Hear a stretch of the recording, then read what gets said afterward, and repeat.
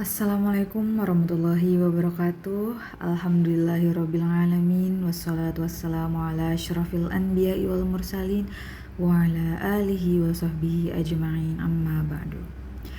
Pertama-tama marilah kita semua panjatkan puji syukur kepada kehadirat Allah Subhanahu wa Ta'ala yang telah melimpahkan rahmatnya kepada kita semua, termasuk saya, Raisa Fahira dengan NIM 270 dari kelas AB5, yang bersyukur kita dapat berkumpul di pagi yang cerah ini dengan nikmat kesehatan yang masih diberikan oleh Allah Subhanahu wa Ta'ala. Tak lupa pula salawat serta salam kita curahkan kepada junjungan kita Nabi Muhammad SAW, suri tauladan kita dalam ibadah, akhlak, dan kehidupan, serta kepada keluarganya juga dan sahabat-sahabatnya. Tak lupa kita curahkan salawat kita. Hadirin sekalian yang dirahmati oleh Allah, pada kesempatan ini mari kita sama-sama merenungkan tentang sholat, ibadah yang bukan hanya wajib tetapi juga menjadi penghubung kita dengan Allah. Banyak di antara kita yang sholat setiap hari, bahkan mungkin sejak kecil, tetapi tidak sedikit pula yang melaksanakannya tanpa benar-benar memahami makna dan waktu-waktunya secara tepat. Padahal ada dalam kitab Al-Ghayah wa At-Takrib untuk kita jadikan acuan. Sebelum itu, ada hal yang harus kita perhatikan, yaitu syarat sah sholat yang terdiri dari 5 hal. Syarat sah sholat sebelum melaksanakan sholat ada 5, yaitu sucinya anggota badan dari hadas dan najis, menutup aurat dengan kain yang suci, berdiri pada tempat yang suci, tahu kapan masuknya waktu sholat, dan menghadap kiblat. Namun, perihal menghadap kiblat, boleh tidak menghadap kiblat dalam 2 keadaan, yaitu ketika sangat ketakutan atau sakit, lalu saat dalam perjalanan. Barulah setelah memastikan 5 hal tersebut dilaksanakan, kita bisa melaksanakan sholat yang terdiri dari beragam waktu pelaksanaan.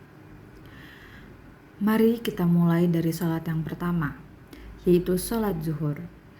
Zuhur dimulai ketika matahari mulai bergeser dari titik tengah langit yang disebut zawal.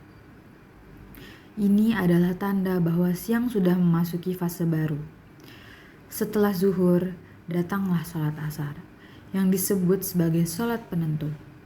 Nabi pun pernah menegaskan betapa berat dan pentingnya sholat asar bagi orang-orang, dan sangat berat bagi orang munafik. Dalam fikih, waktu asar dimulai ketika bayangan benda sudah sama panjang dengan bendanya, lalu ditambah dengan sedikit pergeseran.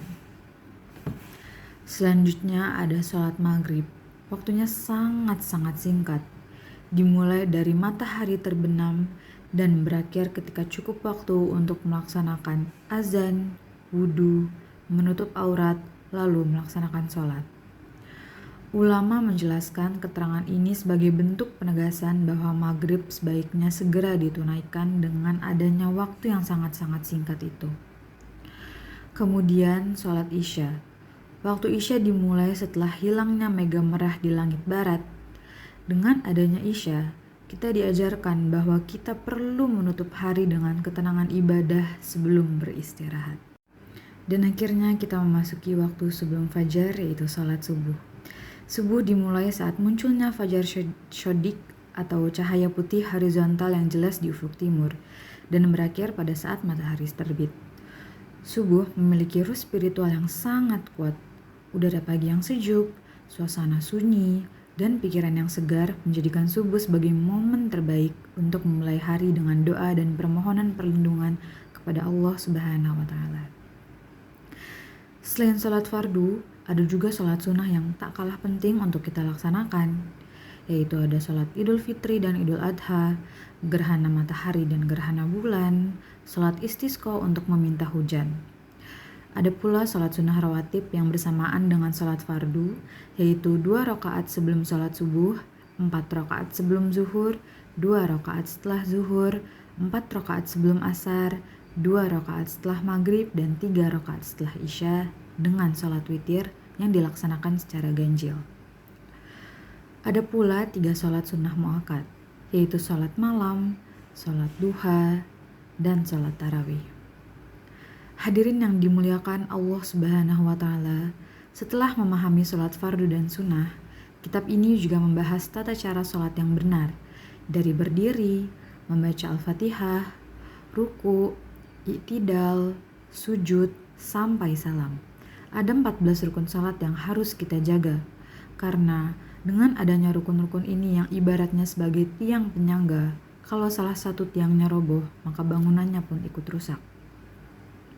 Selain itu, ada hal penting yang sering dilupakan, yaitu ketenangan dalam sholat.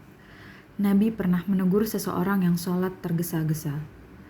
Kata Nabi, "Kembalilah dan sholatlah lagi karena engkau belum sholat." Ini adalah tamparan lembut bagi kita bahwa sholat bukan sekedar gerakan. Sholat adalah dialog, sholat adalah pertemuan dan komunikasi. Maka tidak layak kalau kita terburu-buru atau malah sibuk memikirkan hal lain, dan tidak kalah penting lainnya adalah adanya hal-hal yang membatalkan sholat. Bicara tanpa alasan, banyak gerakan yang tidak perlu, atau tertawa. Hal-hal ini menjadi pengingat agar kita menjaga fokus kita saat sholat. Hadirin sekalian, kita melihat keseluruhan pembahasan kitab ini. Sebenarnya, kita sedang diajak melakukan refleksi besar bahwa sholat bukan hanya sekedar kewajiban. Sholat adalah pengingat harian bahwa waktu itu sangat berharga. Sholat mengajarkan kita untuk memulai hari dengan baik, mengakhiri hari juga dengan baik, dan menata hidup di antara waktu-waktu tersebut. Dengan memahami ini, semoga kita bisa lebih giat, lebih benar dalam melaksanakan sholat, dan memperbaiki kualitas kita ibadah dalam kesehari-hari. Hanya itulah yang bisa saya sampaikan. Kurang lebihnya mohon maaf.